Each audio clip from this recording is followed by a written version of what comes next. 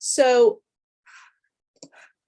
as my paper, or as the title says, this paper is looking at Shrek, its relationship to Disney, and what is in fact, I think, a very complicated sort of both rejection, but also borrowing from Disney, almost a kind of love-hate relationship.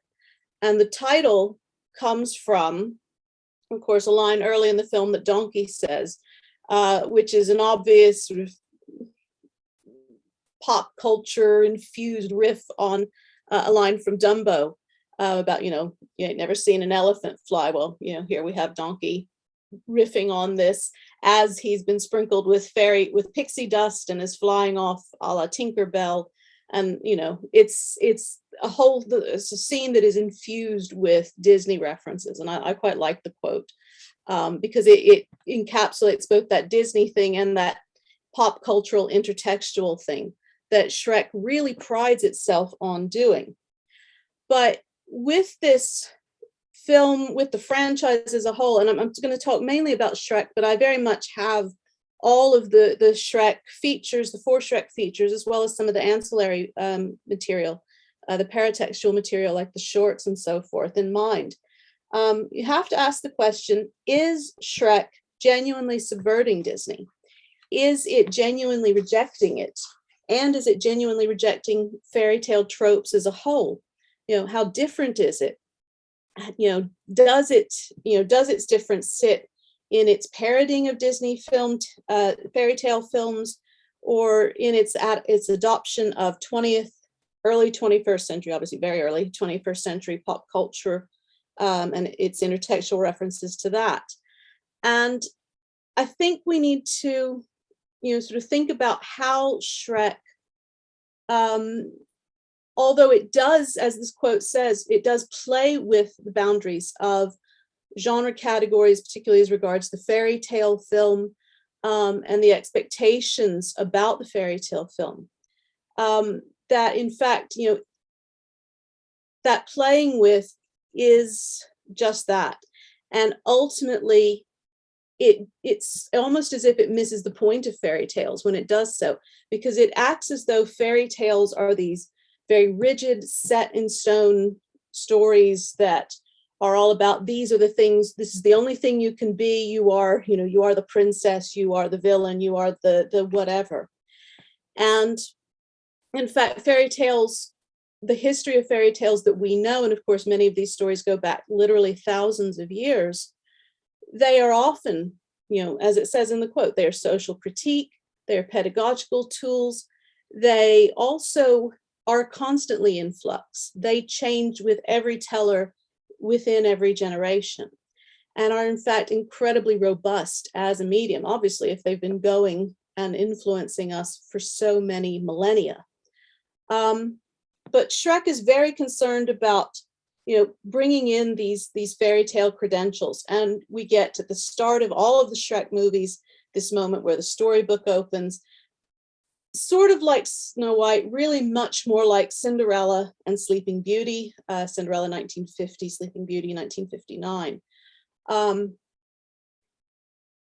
But it tries to subvert those almost instantly and let us know, of course, with this very famous moment that it's in fact doing something entirely different. Yeah. Like that's ever gonna happen. So it's saying, of course, this is not a fairy tale. This is a pile of shit. And of course, the whole idea that he's sitting there reading this in the outhouse and that he even tears out a page to wipe himself with is all about that, we're going to watch something different. We shouldn't be expecting the normal fairy tale story. And of course, throughout the film, we also get these constant moments where a very specific classic scene or individual within a Disney film, Disney fairy tale film specifically, is parodied, which I picked this one because it's my favorite. The obvious sort of bluebird scene and all of that, but with it exploding. And I love the the feet left alone on the branch after it has exploded. And then, of course, not only does it reference Disney films, but there are moments, particularly as regards Duloc, where we get a very definite sort of parodying and playing with Disneyland. Disney World a little bit, but I think much more specifically in this case, Disneyland, in terms of its layout and its scale and all of that.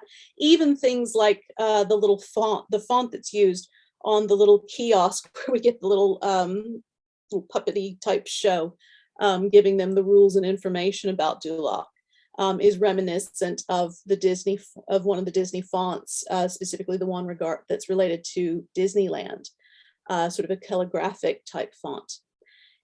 And we also, and this is very much more legend than it is fact, there is, of course, the legend heavily disputed, with some people related to the production of Shrek saying it's definitely the case, others saying it's definitely not the case, that the villain of the film, Lord Farquaad, is meant to be a parody of Michael Eisner in all kinds of ways. With the fact that, or because primarily a lot of ex-Disney people, in particular Jeffrey Katzenberg, had of course moved over to DreamWorks, were a part of the creation of Shrek, and this was a kind of way to yet another way to be up on Disney, to not just make fun of Disney as an idea, but specifically of the then head of Disney, Michael Eisner. Even the name is said to be part of this, because Farquaad sounds a bit like Fuckwad, which would be a name that presumably they would have called him from time to time.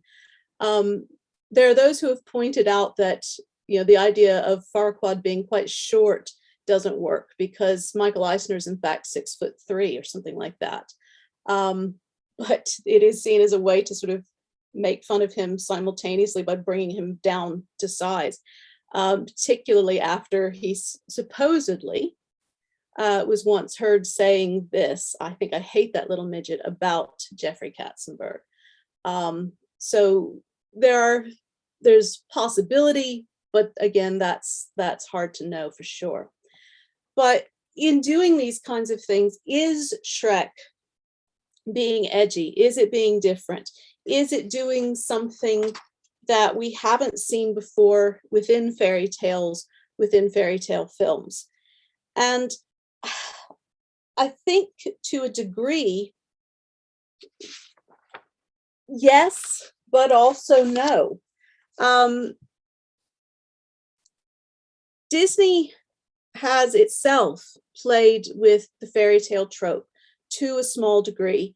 It has, for all that it has largely embraced it, there are moments pre-Shrek where it has taken this idea and expanded upon it, not to parody it, but rather to sort of stretch it a bit, to bring it into more modern settings, into more modern contexts, or at least modern for the time that they would have been working. I mentioned Dumbo earlier. Well, Dumbo is an example of this. Lady and the Tramp is an example of this. These are not fairy tales by any definition, except they are modeled on the fairy tale form, the fairy tale genre. Shrek itself, it takes the fairy tale type, the Arne Thompson Uther type 425C, the Beauty and the Beast narrative, and of course flips it by having the Beast become mirrored in the princess. But how edgy it's being, particularly as regards Fiona, where a lot of this discussion often does center, if you sort of ignore the aspect for a moment of all the pop cultural references, where the idea that Fiona is this strong, brave, she's a fighter, she's a kind of warrior, both in 1 and in particular, of course, later in 4, in that sort of parallel world that happens after the Rumpelstiltskin incident. But in fact, in many ways, her character and the narrative's treatment of her character is pretty old-fashioned, and even kind of sort of reactionary against feminism. And you could say that this is seen in a number of the films. For instance, the way that the princesses are all treated in Shrek 3 or Shrek the Third, where he or where they, they're fighting and all of that, and they're using their skills, but they're also, literally in the form of the queen, beating their head against the wall to break it down and rendering themselves a bit addled. And there are those who have pointed to that and said that, in fact, it's kind of making fun of the idea of feminism, and in particular, the idea of giving fairy tales a feminist edge. Fiona herself, she has this curse upon her that ends with, until you find true love's first kiss and then take true love's form, which is not only said during it, but echoed, in the background during her transformation scene. And when, of course, she takes love's true form, you could argue she is not taking her own form. Her parents are human. Her father was once a frog, but, he's presumably human when he fathers her. She, was cursed to turn into an ogre at night. And by taking love's true form, she is effectively giving up herself.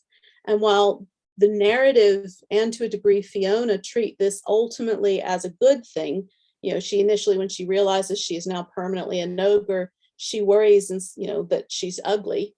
And Shrek smiles at her very sweetly and says, but you are beautiful, but you're beautiful. And suddenly it's all okay. As long as he likes her, it's fine. And there's very little response from Shrek as far as how much he's willing to give in order to be like her. Now, yes, at one point, he does briefly become human. He is gonna, give up his ogredom. But even with that, of course, he doesn't ultimately. And the way the narrative treats this, it's like it's a good thing. Oh, thank goodness Shrek can stay true to himself. Shrek can remain an ogre.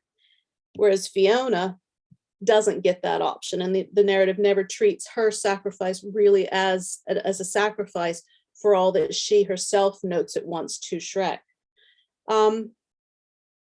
Now, this quote, and I think it's worth thinking about. Now, the larger chapter that this is from is looking primarily at Shrek and the film Enchanted, and doing some interesting comparisons between them. But I like that, it notes that there is a deliberate parodic contrast between the fairy tale convention. I think part of my screen is covered up by you guys, and realistic representation is not sustained because the values attached to the films, the generic worlds that are called upon, are not really at odds with one another. The gestures of rebellion against patriarchal convention are only pretexts setting up eventual triumphant celebration. So, in other words, this isn't, in fact, doing something all that different. It's playing with pop music. It's bringing in very modern pop culture references to its characters. It's got, some fairly chaotic and funny and irreverent characters and characterizations and so forth. But it's ultimately sticking with the typical conventions of the fairy tale, and in particular, the fairy tale film as formulated by Disney. And even it's setting itself in this, sort of remote past of long ago. And of course, the kingdom of far, far away is a part of this. And as Marina Warner notes, fairy tales typically use the story of something in the remote past to look towards the future. Their conclusions, their happy endings do not always bring about total closure, but make prophecies. Despite all the supernatural elements, such as the curse upon Fiona and all that, these are not tales of the uncanny either. They do not leave open prickly possibilities or enter unnegotiated areas of the unknown. On the whole, fairy tales are not passive or active. Their mood is optative. They are announcing what might be. The genre is characterized by heroic optimism, as if to say, one day we might be happy, even if it won't last. And I think this quote in particular is looking forward to the later films, and in particular the fourth film, when Shrek goes through his sort of midlife sorry, that was my timer, his midlife crisis. And that is all from me. I understood we had 15 minutes, so that's my 15 minutes. And I thank you very much for listening. I'm sorry about the tech stuff earlier. Thank you very much, Amy. That is fabulous. Applause, applause. There's like a little applause emoji on Zoom, right? Yeah, people dropping the little applause emojis. Great stuff. Okay, next up it is Noel Brown. Are you ready, Noel? I think I have to stop sharing, don't I? Possibly, yeah. All right, I think I've done it. And yes, hello, I think I am ready. All right, I will introduce you. Don't be too hasty, friend. So Noel Brown is senior lecturer in film at Liverpool Hope University. His most recent book is Contemporary Hollywood Animation: Style, Storytelling, Culture and Ideology Since the 1990s. He is also the co-editor of Toy Story: How Pixar Reinvented the Animated Feature with me, author of the Hollywood Family Film and the Children's Film, and editor of the forthcoming Oxford Handbook of Children's Film, in which I also feature. So I will pass over to you, Noel. Thanks very much, Sam. Is everyone able to see my screen okay? Yes. Brilliant. Okay. Right. Hello, everyone. I'm really glad to be here. Terrific film, Shrek, and there's lots that can be said about it. So in this particular paper, I'm going to be looking at Shrek in relation to the concept, the idea of relatability. So the word relatable will be familiar to many of us, I imagine, via student essays. We might have used the word ourselves at some point in our scholarship or in our daily lives, or at any rate, we'll have encountered it many times in relation to film, television, theatre, music, or some other sphere of popular culture. And a common tendency, and one that I do have some sympathy with, is to regard the term with suspicion, because it appears to be inherently uncritical, particularly when it's used as a measure of value. However, the frequency with which relatability is invoked, particularly in relation to animated family films, gestures, I think, to a larger belief that in order for a film to connect emotionally to a large cross-section of international audiences, it must feature characters whose attitudes, behavior, and habits are recognizable and sympathetic. So the term relatable has permeated everyday language, and a search on Google Ngram shows that English language usage of the term relatable skyrocketed just after the turn of the millennium. And a quick internet search also reveals hundreds of articles devoted to relatable situations and characters within Hollywood animated features. Many of them are clickbait, but comparatively serious and considered pieces have been published by major outlets such as the Huffington Post and BuzzFeed. And notably, Jennifer Lee, who's the co-director of Frozen, suggests that the quality of relatability is essential. And I quote, "If you want to do a film where you have a big scope." The Shrek films and their protagonists have been received as being powerfully relatable, probably more so than those of any other animated feature. Some of this has to do with the idiom of the films, the modern, quite often the postmodern vernacular, the layers of intertextuality, the recognizable character dynamics, and the contemporary musical styles, and more strongly emotive content as well, all of which differentiate them to varying degrees from classical era Disney films. I think also it owes a lot to the characterization of the film's protagonists, particularly their awkward but endearing sense of fallibility. So in his unattractiveness by conventional standards, gross personal habits, grumpiness, sarcasm, and undisguised cynicism, Shrek represents a quintessentially relatable hero. And this quality is also extended to Fiona, who embodies, but at the same time subverts, the classical princess archetype. So if I try to skip ahead to the next slide, there we go. So just as the Shrek films deconstruct tropes of the Disney fairy tale film, These characters serve as a riposte of kinds to the classic Disney archetype of the unrealistically beautiful, heroic princess and Prince Charming archetypes. Unlike, say, Snow White or Cinderella, Shrek and Fiona aren't elevated above normal people.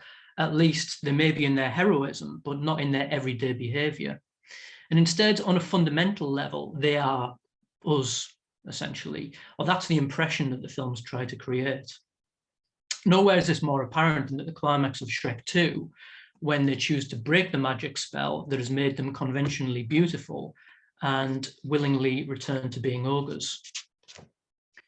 Part of the specifics of relatability as a concept is its recognition and celebration of human vulnerabilities, physical imperfections, and embarrassing behavioral infractions, and even moral flaws up to a point.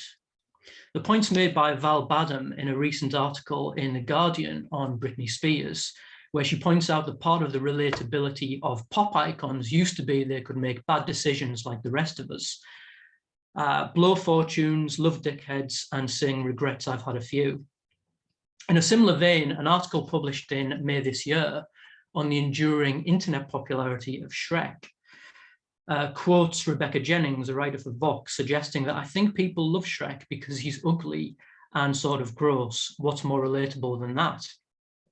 This lesson, of course, was eventually heeded by Disney and put into operation in films like Frozen, where the porcelain perfection of the classical era Disney protagonist is deliberately punctured by sequences where we see Anna waking up drooling with strands of hair in her mouth, then later wondering if the feeling in her stomach on the day of her sister's coronation is because she's elated or gassy, and singing of a desire to stuff some chocolate in my face, which we might see as a successor of sorts to the scenes in Shrek 2 where we see Fiona shaving and farting in the mud bath with Shrek in the montage at the beginning of the film. So at this point, I'd like to consider how some audiences have engaged with the Shrek franchise and with the themes at the heart of the films. So in looking at the website Common Sense Media, where film reviews are divided between those of adults and those of children, under the age of 18, that is, some interesting patterns emerged that speak to questions regarding relatability in the Shrek franchise. So firstly, a number of reviews by children or young adults present engaging with Shrek itself as a transformative experience in their lives. A review by Bart Simpson cousin, age 16, reads, "It taught me how to love myself.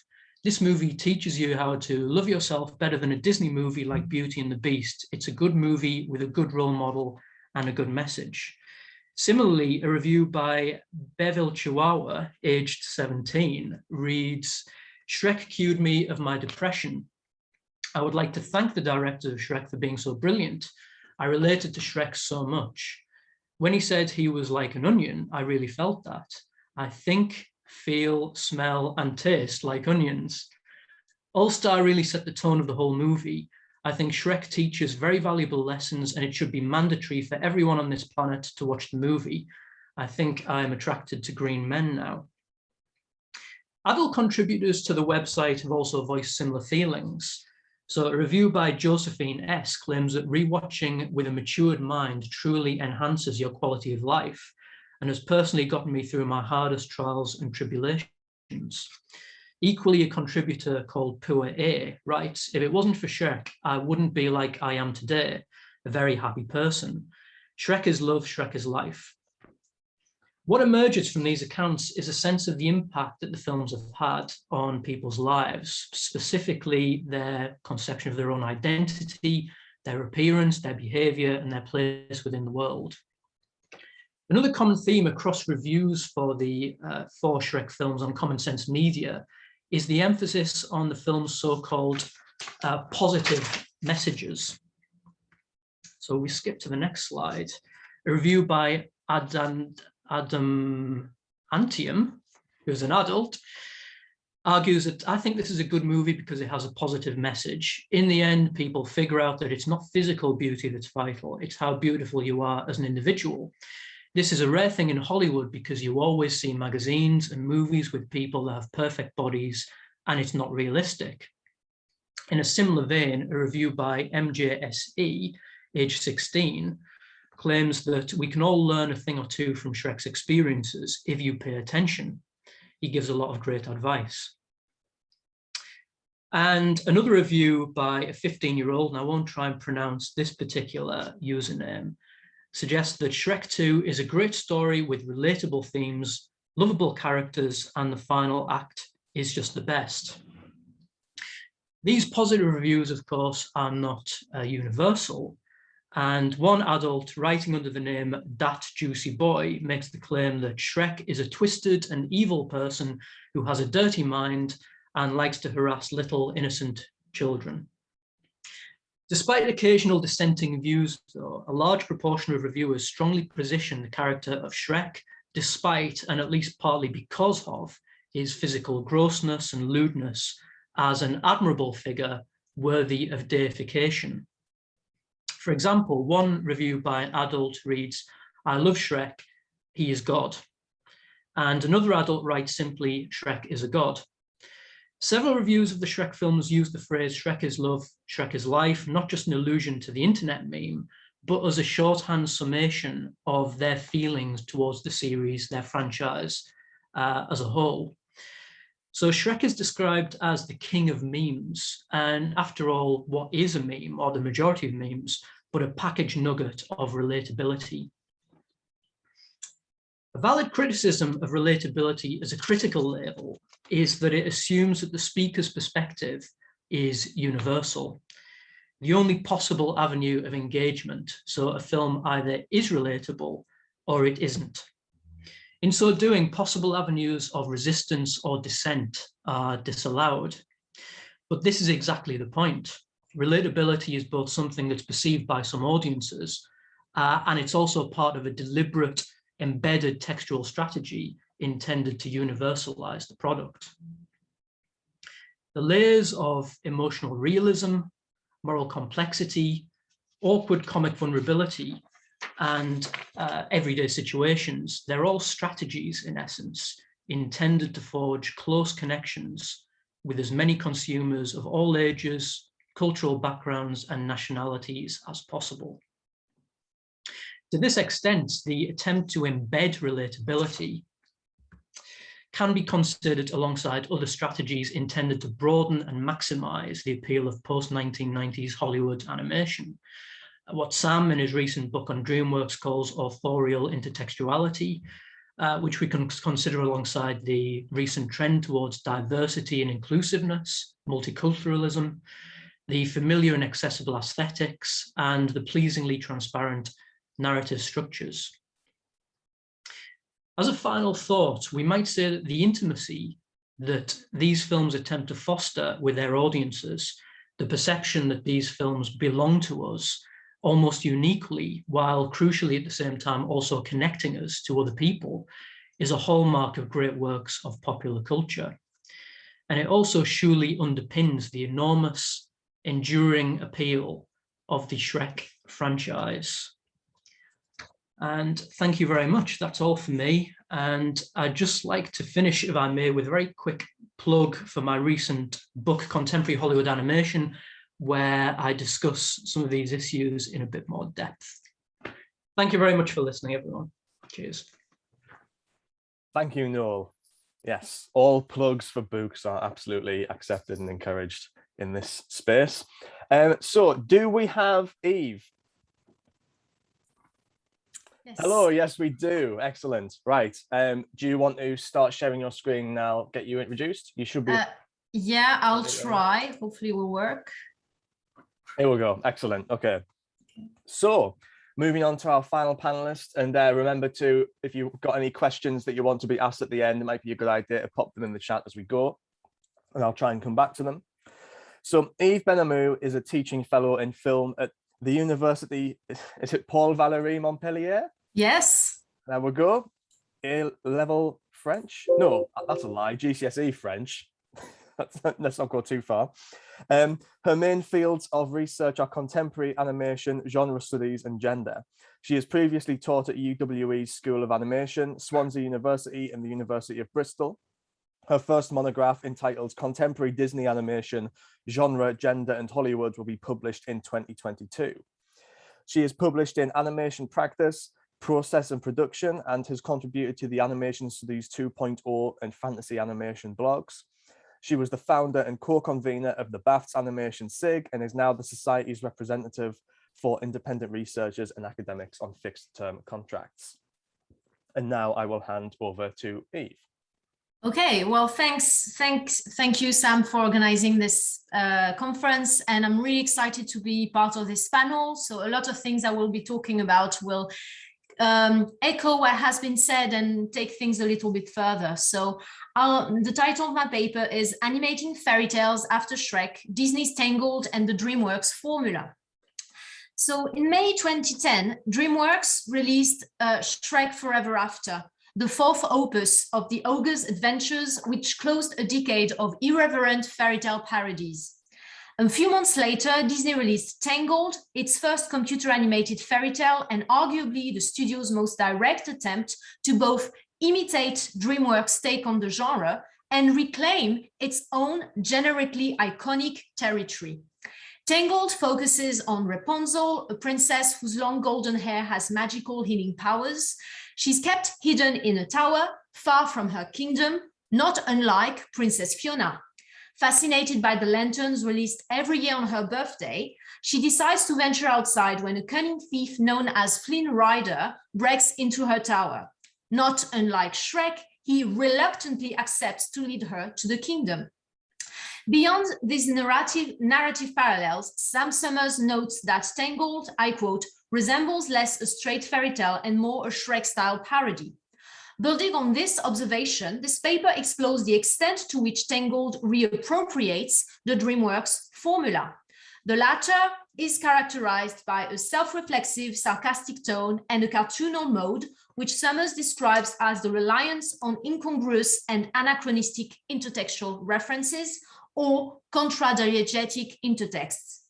In the case of the Shrek franchise, this also includes an overt critical parody of a specific version of Disney, the Disney formula, so another formula. I approach this formula as the combination of a distinct, seemingly cohesive animation aesthetic characterized by believability and old-fashioned sentimentalism, a discursive emphasis on highly successful hand-drawn fairy tale musicals, all supported by a large synergistic machine.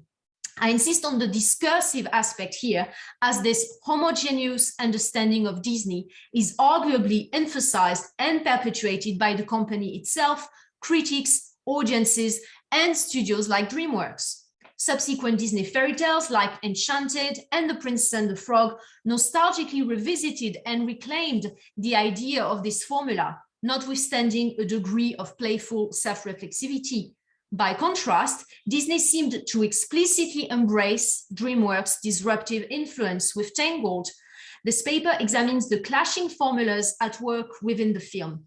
First, I focus on the ways Tangled disguised its generic identity throughout paratexts before focusing on its textual parodic strategies conveyed throughout the portrayal of Flynn Rider. I examine in the third part how Tangled reveals and reclaims its Disney identity, mediating its DreamWorks-style performance through tropes associated with the studio's own formula. Positioning DreamWorks Shrek as a major influence on Disney's Tangled illuminates convergences that tend to be overlooked throughout studies of contemporary Disney.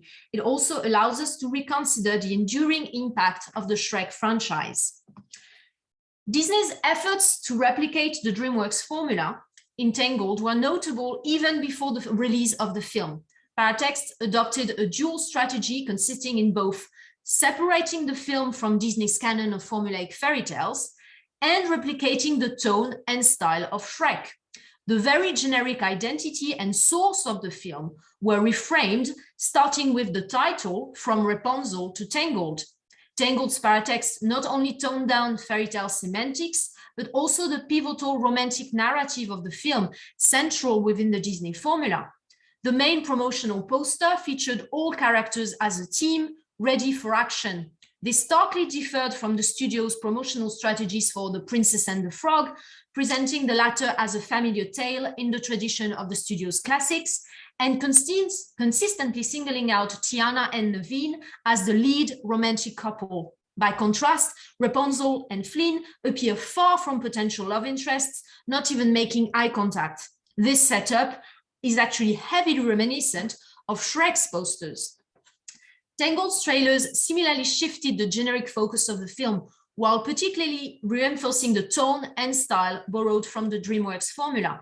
The soundtrack of the first official trailer displays DreamWorks' obtrusive and contradiegetic intertextuality throughout. Instead of relying on Tangled's diegetic songs like I've Got a Dream or I See the Light, it features Pink's 2003 popular rock song Trouble.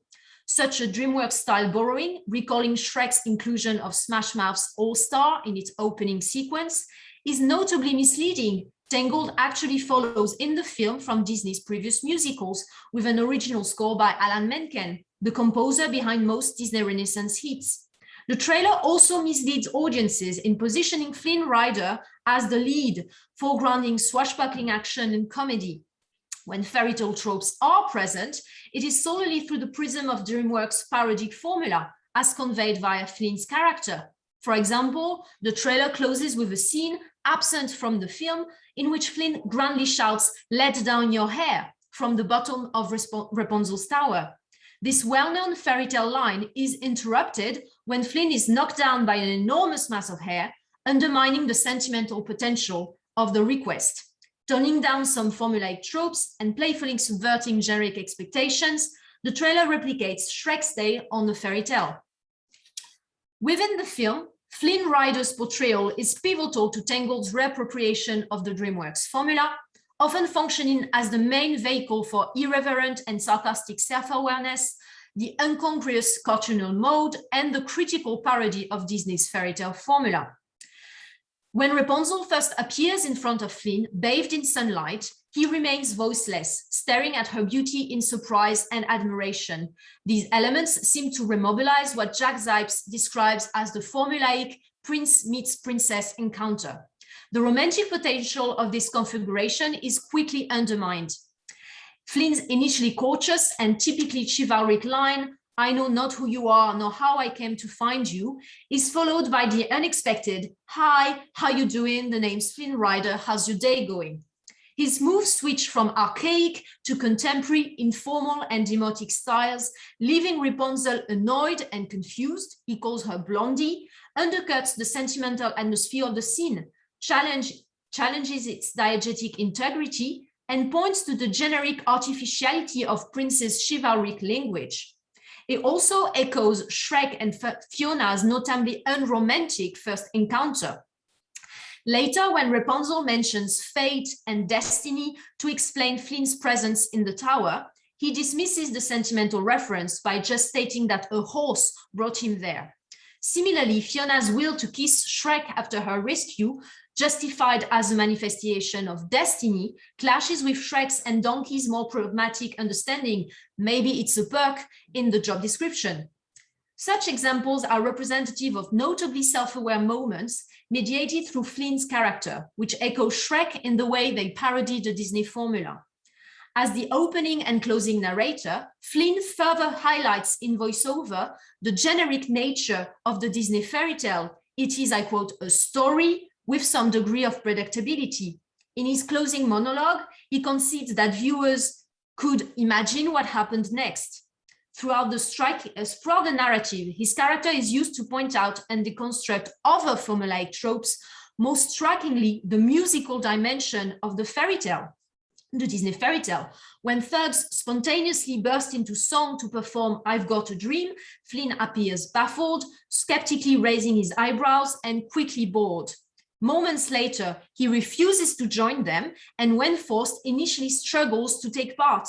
His dance steps are awkward and clash with the others. He talks rather than he sings. In this sequence, the integrity of the diegetic musical is challenged not only through Flynn's portrayals, but also through the display of several contra-diegetic intertexts, with characters describing their anachronistic passions.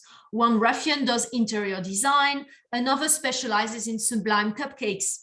It is strikingly reminiscent of a similar sequence in Shrek the Third, in which fairy tale villains also confess aspirations that are highly contradiegetic, such as the Wicked Witch's longing to open up a spa in France. Reviewers particularly deplored such a reappropriation of the DreamWorks formula, perceived as unnatural for Disney.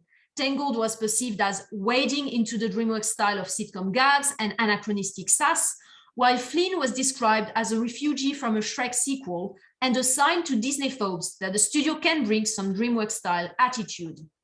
Yet it is revealed halfway in Tangled that self-aware and sarcastic Flynn Rider is part of a persona, hiding the more sensitive and sincere Eugene Fitzherbert. Similarly, Tangled consistently, sometimes only subtly, remind viewers that it remains a Disney fairy tale under a DreamWorks disguise. After Flynn's pivotal revelation, the film explicitly reclaims its formulaic identity first as a Disney product. The depiction of the kingdom strikingly revives the enchanting aura of Disney theme parks. While this can be understood as a reaction to DreamWorks' critical parody. While Shrek's Duloc appears as an imposing, cold kingdom satirizing Disney's commercialization of the fairy tale genre, Tangled's kingdom conveys a sense of childlike wonder and innocence at odds with DreamWorks' irreverent formula.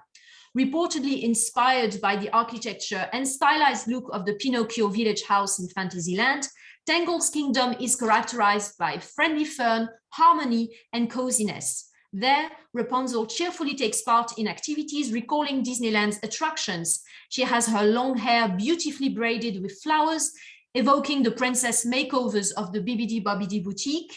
She spontaneously starts dancing when hearing a band playing music, inviting inhabitants to join her in a parade of sorts.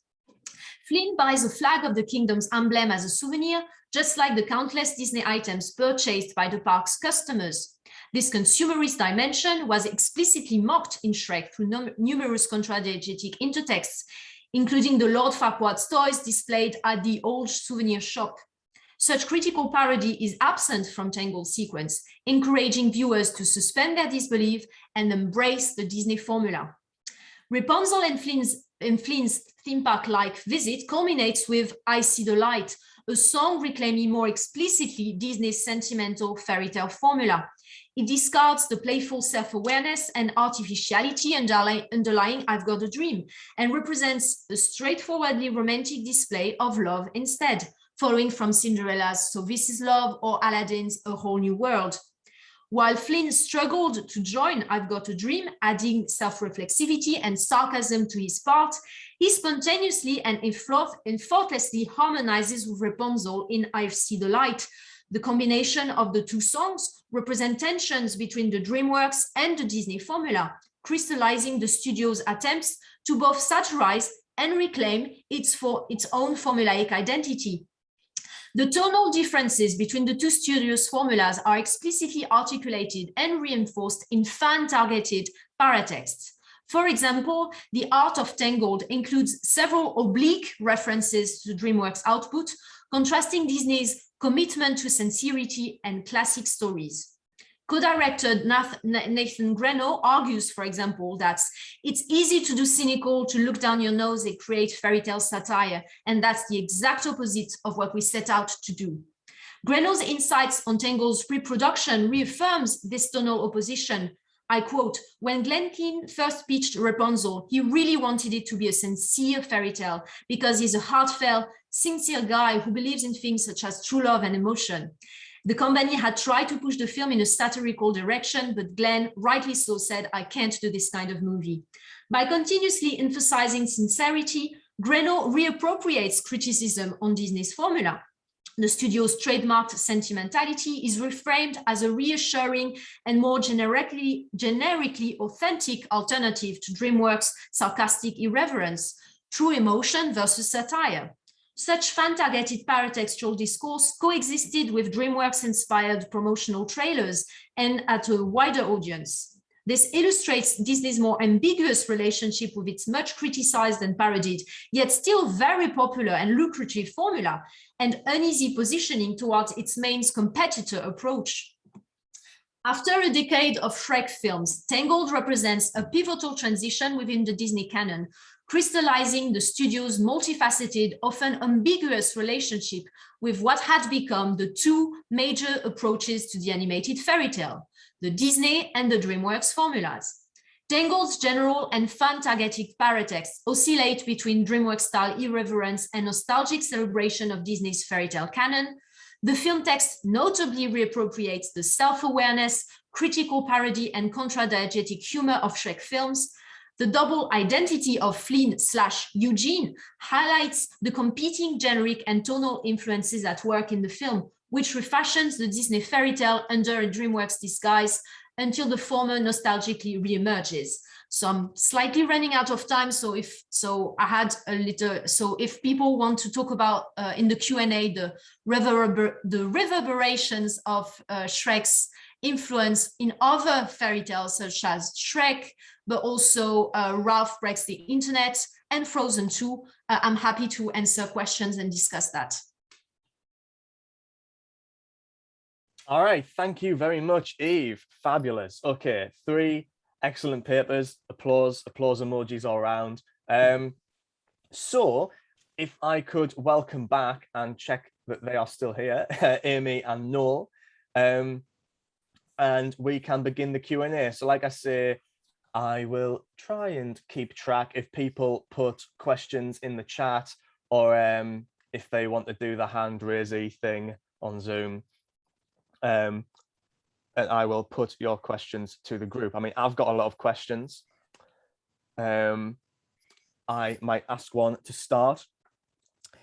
Where do I start? So, okay, I'm interested in the idea that, well, I think this was an idea that Noel brought up that I thought it might be good to get some elaboration on and also pitch to Eve and Amy to see what you think. And maybe if you want to think, well, so Noel quoted the distinguished scholar Bart Simpson Cousin from, what was the name of that website? Common Sense Media. Common Sense Media. And Bart Simpson's Cousin said that Shrek teaches you how to love yourself better than any Disney movie.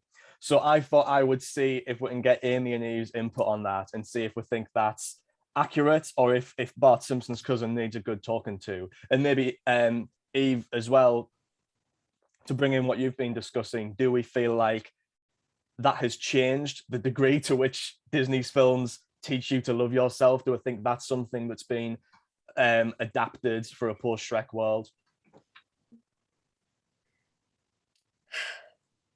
I don't know if Amy, you want to start? Doesn't matter. Yeah, if you want to, or I can.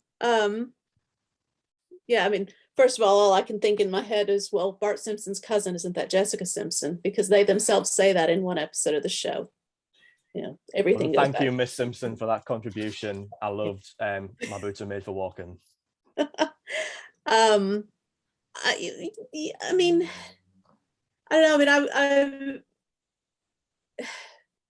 and I say this as someone who, you know, has grown up with Disney, as well as, you know, an academic who studies it.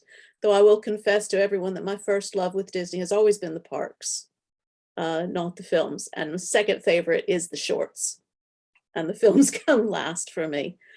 But I mean, when you look at fan reactions to Disney, when you look at fan engagement with Disney, past and present, I would contest this idea that somehow Shrek has an edge on teaching people or making people feel like they have somehow learned to love themselves because of Shrek, and that somehow Disney is not capable of this.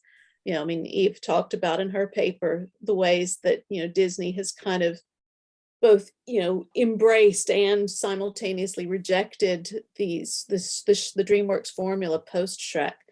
And, you know, and I think there is, you know, there's more of an acknowledgement of a sense of humor in the main features with Disney than there maybe used to be.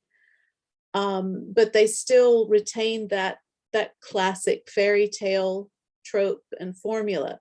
They may slightly shift aspects of it. They may make some aspects feel a bit more modern, a bit more feminine, or feminist rather, particularly with characters like those in Frozen, in Moana, so forth. But I don't think that these characters are incapable, or even many of the past princess and other characters, because in fact the princesses until the 90s are a minority of characters, a very sharp minority of characters at Disney. Ariel is only the 5th princess, and I think I'm one of 10 people who remembers the 4th one, Eilonwy. But when you look at fan engagement, and I'm not just talking about little children and the Bibbidi Bobbidi Boutique stuff, I'm talking about all ages. There is such an embracing of Disney as an idea, as well as of individual characters, that no, I think that Disney, I think Disney absolutely can do this for some people. And if Shrek does this for the people that that were on this website, Common Sense Media, that's wonderful, and I'm thrilled for them. But there would equally be people doing the same thing for Disney. I completely agree. I would just maybe add and rebound to what you said about the gender politics and learning to love yourself maybe as a woman, and how the female characters are represented in Shrek. And I would just like to rebound with that. And I think actually, even if Shrek indeed has this message, it's okay, you're beautiful, which is highly anti-feminist if you think about it. It's also much closer than to previous Disney fairy tales like The Little Mermaid, for example. I think that there are very strong parallels in the way Ariel abandons her kingdom, her voice, her legs. No, she gains legs, sorry, but she abandons her voice, and there are many parallels, I think. So I think that maybe for male characters and some specific elements, Shrek is indeed doing something new and something subversive, but when it comes to female characters, as you pointed out, it's not as progressive and as revolutionary as it pretends to say. That's what I would say, at least in Disney films. Not so much Tangled, but at least in other Disney films, like at least Frozen and a lot of them, that at least the focus is on female characters and the relationships between them, which is not really the case in the Shrek franchise, and definitely not in the first film. That's all I can think of saying. Yeah. So Eve, do you think that is in any way an aspect of, a facet of Shrek's impact on these post-Shrek Disney films like Tangled, this sense of relatability? Do you think that that's something that they're reflecting as well, something that they're trying to compete with, like an arena in which they're trying to compete with DreamWorks, or do you think something else? I think definitely. I mean, Noel Brown pointed out, I hadn't thought about it, but of course, the way Anna is portrayed as this anti-heroine, which is, again, could be, that there are little touches here.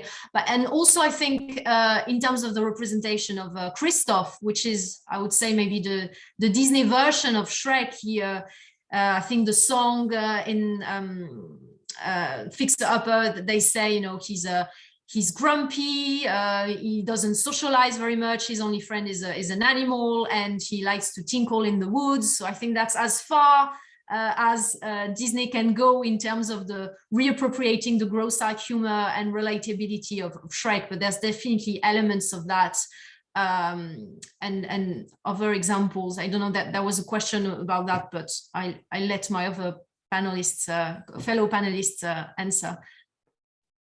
It's interesting. I like this idea of Kristoff as the Disney version of Shrek. Noel, do you want to pick up on anything in those two answers? Noel? Noel's gone. Oh no, there he is.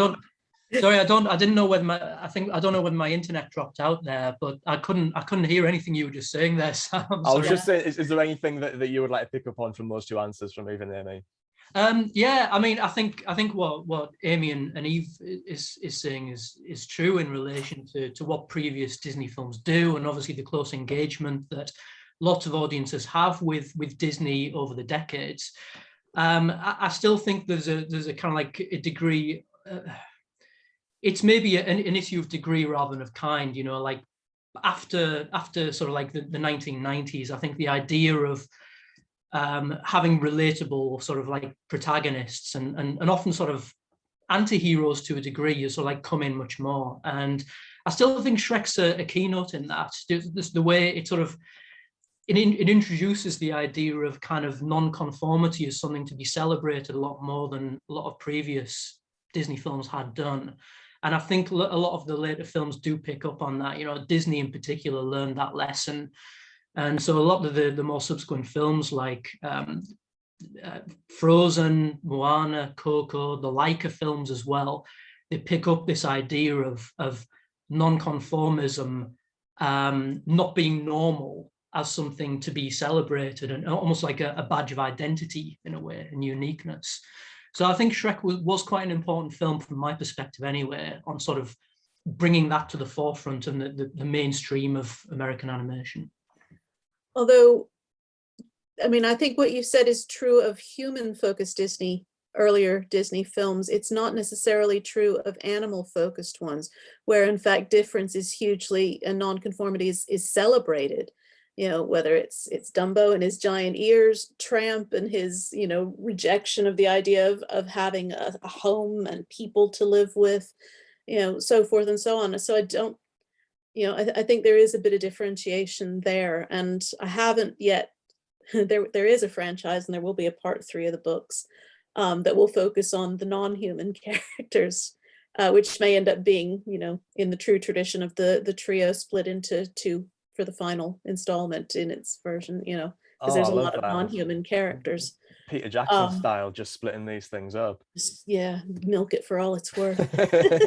Although I would say that I wonder if there's a difference with, if there's a difference with regards to the animal characters when it comes to people like, I think Dumbo's a really good example, but when it comes to characters like Tramp and Thomas O'Malley, they're kind of reintegrated into like the bourgeois society at the end. Although having said that, as is Shrek, not at the end of Shrek 1, where it's implied that they're heading off into the distance for a lovely onion-filled ogre life, but in Shrek 2, 3, and 4, that's all about Shrek's reintegration into the bourgeois society, or integration rather into that society. Yeah, and not. Sorry, it's very early for me. I've been up. I was up till 3 last night. So I'm not, my brain's not totally functioning. Yeah, I mean, because Shrek, I don't, as a film, as a franchise, I think because Shrek is trying so hard to be different, I think the fact that they are trying shows, and I'm sort of, you know, do or do not, there is no try. They ultimately come back around to being fairly conformist, if not, you know, fully fitting in very neatly with, you know, as we've been saying, you know, patriarchal norms, with, you know, storytelling conventions. And just because they throw in, you know, and I'm not saying this against the films, I you know, contrary to how it may sound, I really do like the Shrek films. They're not my favorites, but I do like them. They are ultimately just throwing a bunch of pop culture references out there to show their edgy credentials, I think, more often than not, rather than actually doing something really genuinely different. You can kind of make some argument that Shrek 1 is managing difference a little bit more, but by the time you get to 4, you know, it's the sort of classic, you know, parallel universe narratives and bringing in even more classic fairy tale characters and playing with them. But well, let's grab some questions from the chat. I think this may be because we've been talking about where the Shrek franchise went over time. So I think this question from Jennifer might pick up on that quite well, actually. Do the panelists think that we are going to enter a new era of sincerity in these kinds of narratives, or is the genie out of the bottle in terms of satire and self-parody? Can the animation industry go back, or maybe do we think it's already started to go back? I don't know, Eve, do you want to start on that one maybe? I think there are aspects, but at least as far as I'm concerned, in terms of Disney, I think Shrek definitely killed an element of sincerity in terms of romance, maybe the romantic, how the couple is portrayed in animated fairy tales. I think Tangled and I See the Light, especially if you think of the romantic ballad as the epitome of sincere heteronormative romance. I See the Light is the last, if I'm not mistaken, example of that. Then after that, in animated fairy tales, at least, the equivalents are either sprinkled with tongue-in-cheek, contra-diegetic anachronisms. Think about Love is an Open Door, which is also a villain song, is filled with characters doing robots or saying jinx again, and Frozen 2 as well, which is a very sincere expression of Kristoff's emotions, but also overflows with anachronisms. We see him mimicking being in a booth in a record studio, or even the Queen setup when he sings with the reindeer. So there's a lot. It seems that in terms of the romance and the male romantic lead as well, I think it definitely changed, and that it doesn't seem that romance and the male romantic lead can be portrayed in the same way after Shrek. And obviously one of the biggest examples would be Prince Hans in Frozen as well, which if Prince Charming and Shrek initiated this subversion of the Prince Charming character, well, Frozen ended his life in a way. So I think that's one of the most enduring influences in the way romance and the romantic male lead is portrayed. It doesn't seem, that seems to be coming back in live action, but in terms of animation, it seems to me that I don't see how they could go back to something like Princess and the Frog or even before Shrek. Noel or Amy would like to pick up on that? Yeah, I'm happy to jump in. I was just I think Eve makes some really good points there. And just to add to that, there's an argument in film and literary criticism that parody is a creative act that serves to weed out conventions in a genre that have become cliched or outmoded or out of step with current trends in culture and society. So that you could apply that to a film like Shrek and say that, not deliberately, obviously, but what it's effectively doing is it's subverting genre tropes, and in so doing, paving the way for those original genre conventions to be tweaked in later films.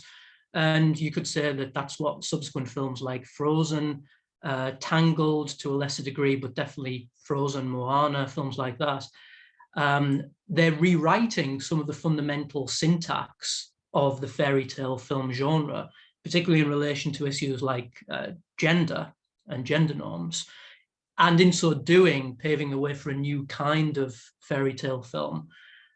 So, the argument, which is maybe a little bit teleological, would go that every now and again you have to have parody as a way of kind of like weeding out those conventions. And so the cycle begins again, in a sense.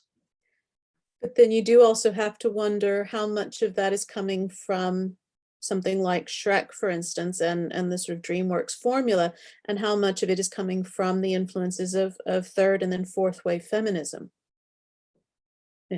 which obviously don't take their cues from Shrek. So, and this idea of, even just the outright rejection of romance for the lead female character, which is a hugely subversive thing that Disney has been doing for the last few films. It freaks people the hell out to not give a lead female character a romantic interest, to the point where, for all that, even, there's this online thing that's been going on for years with Elsa about, give Elsa a girlfriend and all of that, and making her queer, making her a lesbian, all of this. And that would be great, but it's actually far more subversive to give her no romantic love interest at all. And there's such a need for one that it's like, well, do it this way, just, do it differently, but just for God's sake, do it. And, she's got plenty to work on. She doesn't need a date in the middle of it. And I think I think we do need to bear in mind that fourth wave feminism in particular has had an impact on these films, on these character portrayal or character creations, formulations. I'm trying to say, brain is not working this morning. Yeah, so I mean, Shrek's not without influence, but you have to debate which is the greater. Yeah, I think it's interesting to think of the context that Shrek premiered in, whereby it's easy to look at the history and think, oh, Shrek came out and then Disney stopped making these kinds of romances, stopped making these kinds of fairy tale films. But that was pretty much already the case. Like the quote unquote Disney Renaissance style of filmmaking was already on the wane. We'd already had The Emperor's New Groove by this point, which isn't really a love story in any sense, apart from it's the story of my love for the character Kronk. But beyond that, it's not really a love story. Lilo and Stitch. Lilo and Stitch, precisely. That's the context in which Shrek debuts. And, maybe it contributed to the extended period of dormancy for the fairy tale that followed that. Maybe it lasted a little bit longer than it would have before they tried that again with in some ways forward looking, but in other ways backward looking Princess and the Frog.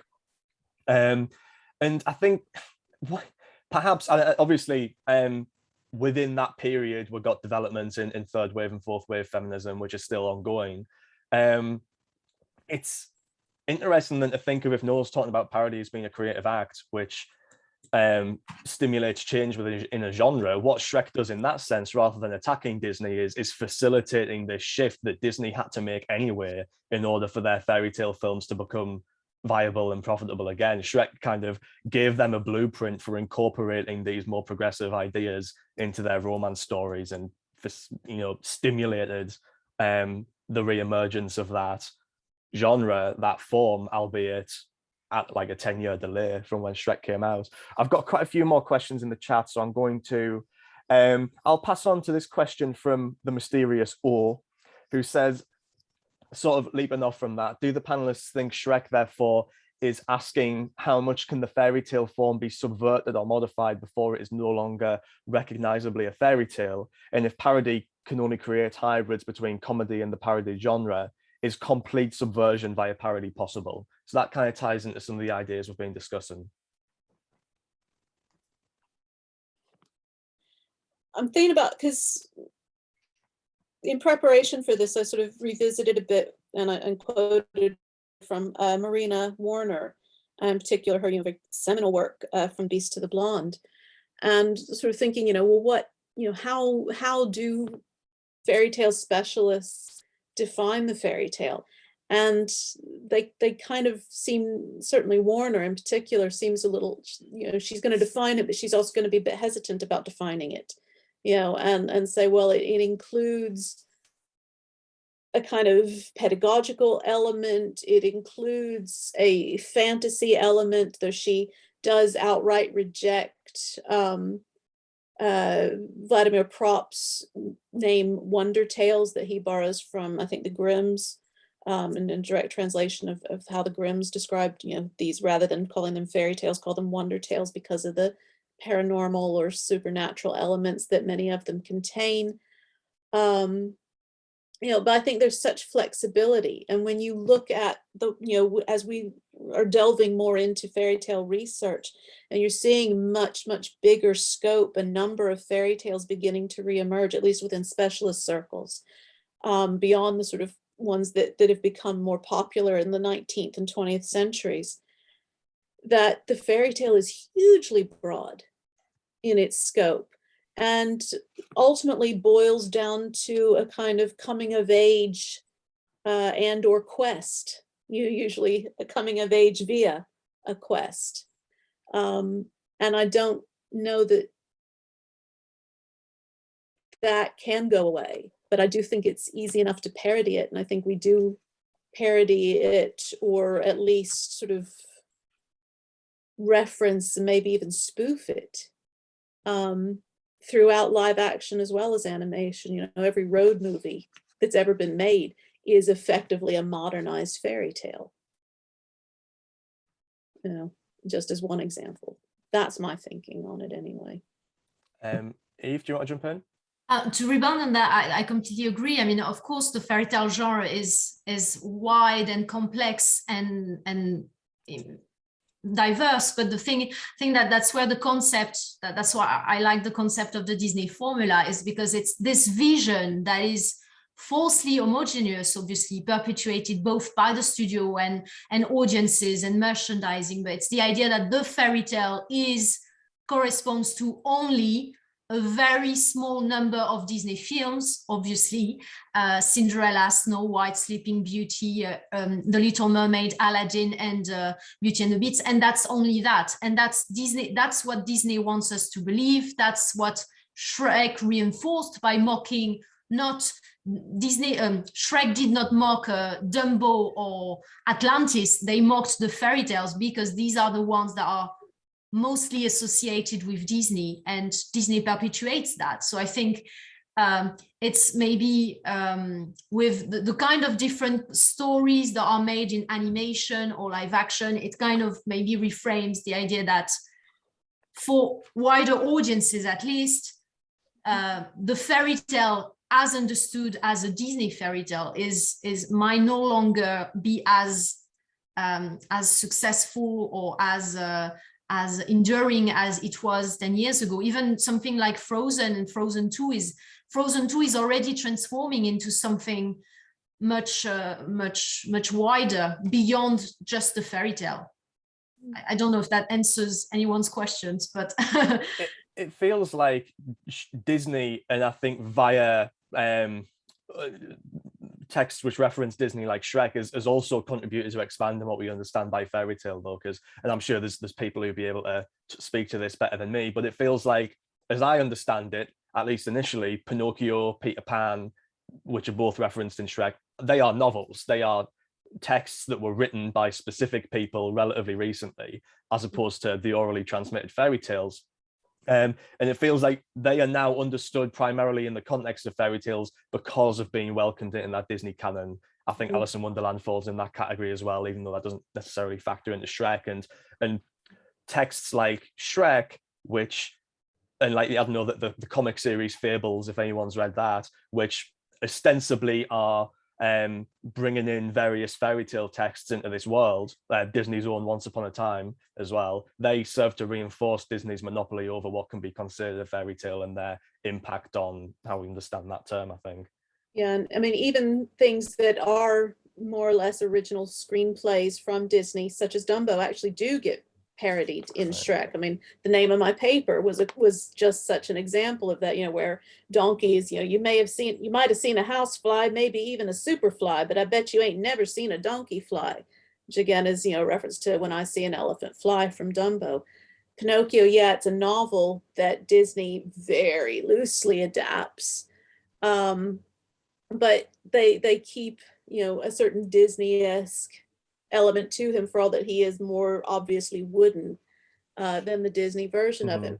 The way that Tinkerbell and Captain Hook are brought in, they still reference, and even the characterization of some of the princesses, such as Snow White, you know, she's not dressed the same as the Disney Snow White exactly, because that would be a copyright infringement, but she does have, you know, her little brown bob, and, you know, the elements are there. So it's, you know, which I know she's a fairy tale one, but there are these non-fairy tale references here and there as well. And, you know, usually in a more grisly way, such as the killing of the very ugly Jiminy Cricket, who intrudes into Shrek. Yeah. I'm going to throw one more question. We're more or less running out of time, but I wanted to bring up this question from Ian Brody, who says, how does the subversion of the romantic hero trope that Eve was speaking to earlier intersect with race? Following up on that point, have we seen the end of the sincere romantic lead, or have we seen the end of the sincere romantic male lead of privilege? And I think within that is included white and coded white.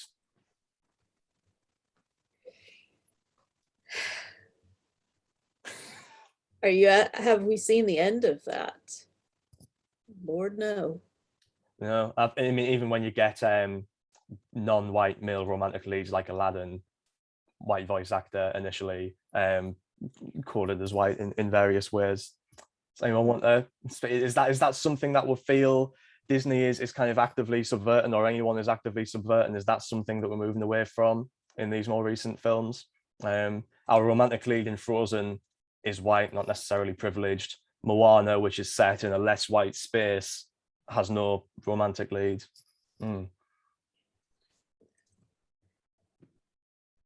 I'd be amazed if that was the end of it. I feel like they will come back, because that's still a part of the culture we live in. I think there will be attempts, conscious attempts, not to do that from time to time. But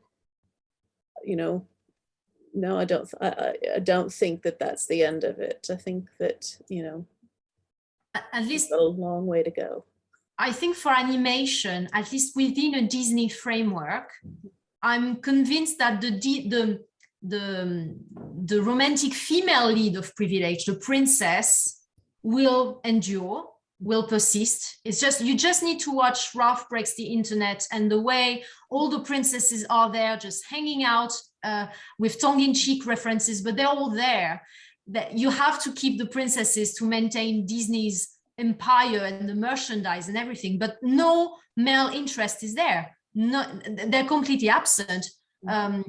They say, do people think your life was changed because a big strong man showed up? But no strong man is shown up. When they rescue Ralph, there's no prince, there's no male character. The only male form of the character is the frog, is Naveen, prince of color, as his anthropomorphic form. So I think I would be surprised, that might be wrong, but I don't know how they could at least Disney animated fairy tales, maybe live action, they could do something, but I would be surprised to see how they will manage to reintegrate that figure of white male privilege as the Prince Charming after Frozen and after Shrek. But the princess, I'm sure they will keep, because that's the cornerstone of everything. But it's prince, the brand, it's the name. Yeah, exactly. You need to keep it. Prince is expendable, even though many of the princesses marry into their wealth via the prince or whatever. And just so Ian Brody's just pointed out, to bring it back to the idea of romantic sincerity, I guess you've got characters like, when we do have those white male leads like Kristoff, like Flynn Rider, they are, as you say, Eve, they lack that kind of sincerity, but then also the homogeneity of the blandness of the older Disney princesses. I don't think Kristoff lacks sincerity at all. I mean, but there's elements of parody to how he's presented, like in his songs and stuff. Yeah, but that doesn't mean he is as a character lacking in sincerity, and they do have a bit of fun with his Lost in the Woods and all of that. But he is very sincere in his love for Anna. He is very sincere in wanting to do right by her and by Elsa and everyone else around him. And he absolutely is a sincere romantic lead. He is I think the most recent, which is not too long ago. I mean, it feels like a million years ago now, but it was just in late 2019 that Frozen 2 came out. It's just that so much has happened since then. And I suppose you compare that to the most, correct me if I'm wrong, the most recent male character of color as a romantic lead in a Disney film would be Naveen in Princess and the Frog. Is that right? Who is presented with at least as much irony and subversion and bathos as someone like Kristoff. So I think, to that point, perhaps this isn't necessarily an issue that does intersect with race if our non-white leads are presented as ironically as our male lead. We would need the sincere Prince Charming version of a prince of color, let's say, in order to reach that place. And I don't think Disney's going to do that, because I think they are committed to this idea of the slightly more irony-laced romance stories. So yeah, perhaps that ship has sailed. If they had somehow fathomed to make a movie with a non-white lead in the 1950s, then we might have gotten a version of that, but it didn't quite. I mean, maybe Aladdin is the closest it comes. What about Soul, says brackets Disney film? Pixar film. And then we've already spent so long talking about Disney. We probably shouldn't bring in Pixar right now, as we're already running over into the break time. So I will bring this to a close. Thank you very much for our spectacular panelists. I had so many more questions I wanted to ask, but didn't even get to talk about one of my personal obsessions, Chicken Little. I didn't even come into it, but there'll be space down the road for Chicken Little.